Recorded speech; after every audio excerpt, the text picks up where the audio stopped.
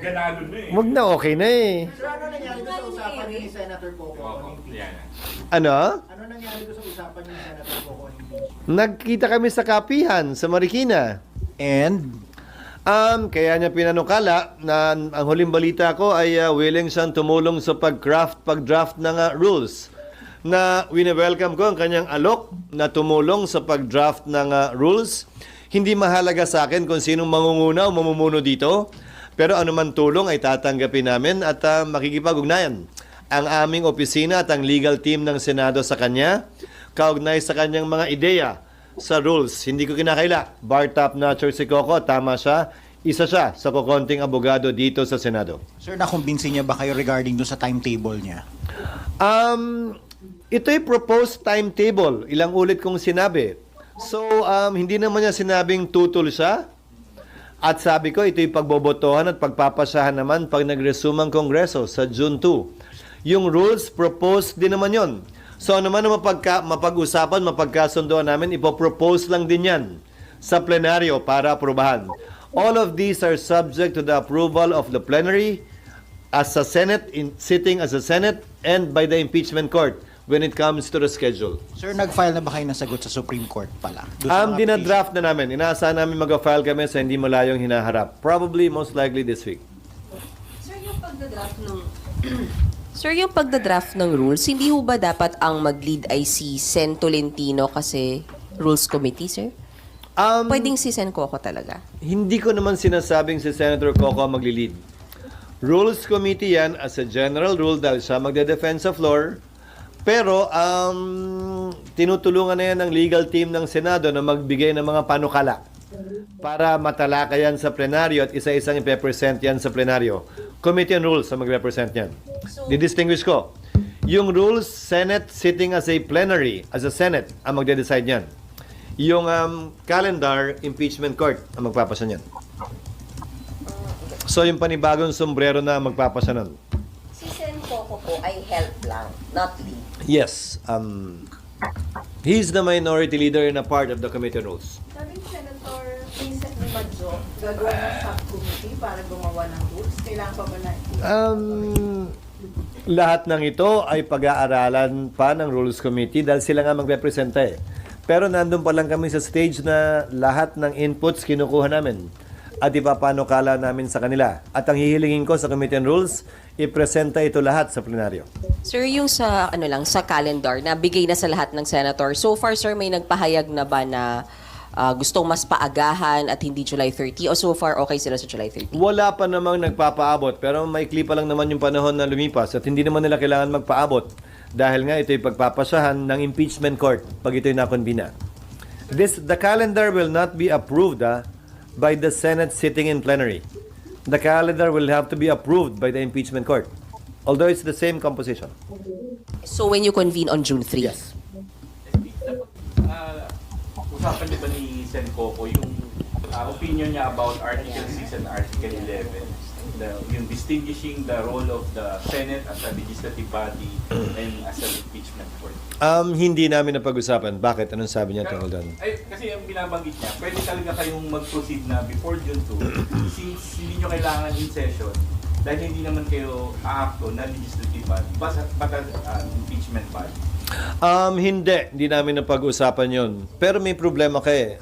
Hindi pa nare-refer officially sa plenaryo yung impeachment complaint. Tinanggap pa lang yan ng Secretary General ng Senado. Under our rules, officially dapat basahin yung impeachment complaint. Nung nakadaang panahon, majority leader ang gumawa niyan. Pero nung tiningnan namin yung rules ng Amerika kung saan binasa yung rules ng Senado, ang nagbabasa nun ay prosecution. Yung House prosecutors ang nagbabasa nun sa plenaryo sa Senado sa Amerika. At yun ang direksyon na nais namin tahakin kaugnay nito. Dahil hindi trabaho ng majority leader na gampanan ng papel ng House prosecutors na siyang magbabasa ng reklamo o impeachment complaint sa plenaryo. So sa June 2, sorry kuya. So sa June 2, ang magbabasa ng complaint sa plenary ay from House? Yun ang ipinapanukala namin at yun ang tila direksyong tinatahak na ngayon ng legal team upang sa gayon ay magawa ng formal ito. Dahil nga, kinopya natin yung rules natin sa Estados Unidos At yon ang kanilang practice. SP, but do you agree that your role, your hat as senator judges, hindi siya kasama ng legislative function niya? Maliwanag yon, pero lahat ng impeachment na ginanap ng Senado natin mismo, hindi ng ibang bansa. Nagsimula ng in-session ang Senado, tumuloy kahit na nag-recess ang Senado. Hindi pa tayo nagsisimula ng in-session ng Senado. Yun ang inaalala ko kaugnay dyan sa mga panukalang umupo na lamang kami bilang impeachment court ngayon. Kapag kami misstep o mali kami dyan, edi may dagdag rason na naman na idemanda ang Senado. Hindi ako takot sa demanda, pero may dagdag rason na naman idemanda, umakyat, questionin, baka imbis na mapabilis, ng mga gustong mapabilis, mas lalo pang tumagal ito. Pero SP, as correctly pointed out by Sen Coco, whatever happens naman, may aakyat talaga doon. May magpapile talaga doon. Pero hindi sa dahilan yan. May umakyat na nga eh, pero hindi sa dahilan yan. Hindi na nga ako sang-ayon sa dahilan eh. Ba't pa namin dadagdagan? Wala pa nga kaming ginagawa, inakyat na kami, kayo naman. Di lalo pa pag may ginawa kami na medyo opinion lang ng isa, dalawa o tatlo. Titiyakin namin na anumang gagawin namin ay sang-ayon sa batas sa aming pananaw at hindi simpleng teorya lang na pwede nating gawin ito. Lahat naman pwede kung sa pwede lang ang pag-uusapan. Pero dapat may sinasandalang mas solidong basihan sa batas. And you told Sen Coco that... Hindi nga namin napag-usapan yan. No, I mean, the assumption that you have the backing of the majority. Sabi niya daw sa kanya, tama yung assumption niya. Wala namang rason para isiping hindi. Dahil sa parte ng mayoriya, wala pa namang nagsasalita na tumututol at hindi sumasang-ayon kaugnay sa ginagawa ng Senado sa ngayon. Pero before that, sir, wala pa pong consultation with the other senators about the timeline. Ito yung konsultasyon. This is not written in stone. How many times do I have to say that? This is a proposal. Even the letter itself said it's a proposed calendar that the senators will approve when we convene. So, kumbaga mag-iintay lang kayo, SP, kung meron mang senators na magre-raise ng concerns about the proposed timeline. Or kahit erase nila, okay lang. Pagbobotohan naman yan at pagpapasahan pa rin pag nag-resume kami. Ulitin ko, kahit anong kapihan na gawin namin ngayon, hindi naman namin pwedeng i-carry yan. Kailangan pa rin formal na aprubahan yan pag nag-resume kami. Yung sinasabi ni Madjo na magpo-constitute ng subcommittee, hindi pwede mag-start without hindi ba nag-resume yung... Pwede naman. Wala namang problema yun. Pwede niyang gawin yun. Karapatan niyang gawin yun. May kapangyarihan siyang gawin yun. Ulitin ko, anumang pag-aaral kaugnay ng rules, dapat ginagawa na yan ngayon. Anumang hindi pagkakasundo tungkol sa rules, magandang mapagkasunduan na ngayon. Para pag nag-resume kami, ay mas smooth na, mas swabe na yung prosesong gagawin namin. SP, yung pag-lead lang ng rules under kay Majority Leader Tolentino, wala kayo nakikitang problema since busy siya sa pangampanya? Ginagawa na nga namin sa ngayon eh. Ginagawa na ng legal team ng Senado sa ngayon. Ano mang gagawin ng Rules Committee, kausap ang sino mang resource person, it will just supplement whatever is being done already now. At sa dulo, pagsasama-samahin yun, tapos pagdating ng session, i-consolidate at ang magpe-present niyan ay Committee on Rules. So, hindi nakakabagal na nangangampanya yung head ng rules? I don't think so because things are moving as we speak. Sir, si Sen Coco po. Nung nakausap niyo Silang dalawa kaya yung pag-usapan nyo. Si minority at majority na lang. Ibig na dinadamay nyo pa ako dyan. Sir, wala ba silang balak mag-usap na nga lang po silang dalawa na lang? Sir, nung kausap niyo po si Sen Coco, did he already give you proposals sa mga gusto niyong amendments sa rules? No, ang pinag-usapan namin, ako yung nagpunta, nung nakita kami nakita sa Marikina. Nangangampanya siya eh. So yun ang pinag-usapan namin, hindi namin napag-usapan. What about this? What about this? Ano? Nothing about it. Mga sa gilid-gilid lang. Ano yung gilid yun? Ano? Ano po yung sa gilid? Wala. Ano ba sinabi? Mamaya na lang, kwento ko mamaya. Hindi naman pang quote eh. Sir, hindi sir, soundbite lang. Kasi sir, di ba parang ilang beses Nagkausap na kami. siya Basically, ang nag-request? sinabi lamang niya, na pwede kong sabihin, na sinabi niya, ay opinion ko yung binigay ko at tila suportado naman ng mayoriya yung iyong posisyon. Sabi ko, proposal lamang yon, wala namang kailangan suportahan o hindi suportahan dahil proposal yon.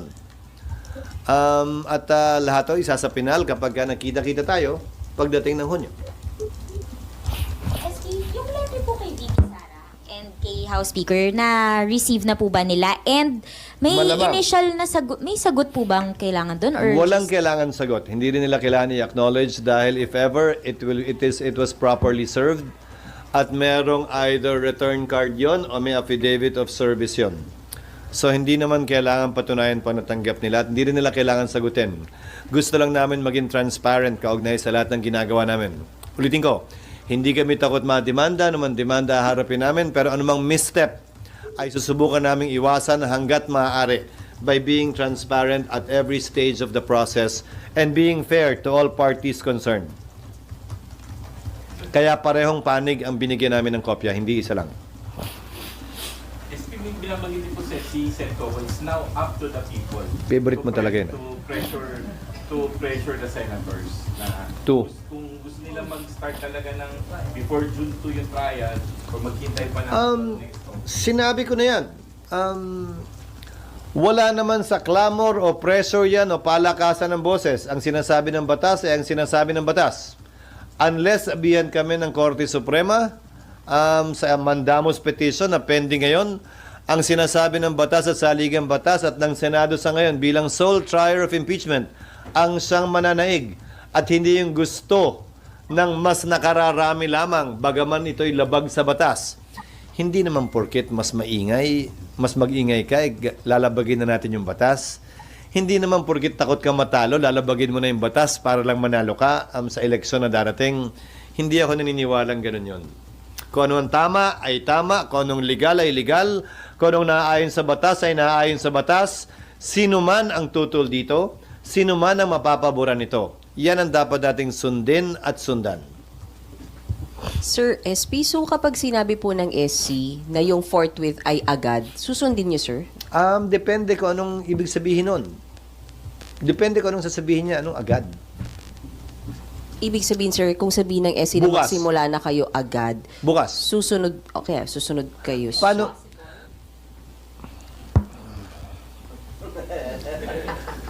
Paano nila sasabihin? Ang sabi, trial shall forthwith proceed. Trial is the reception of evidence, admission of evidence by the impeachment court.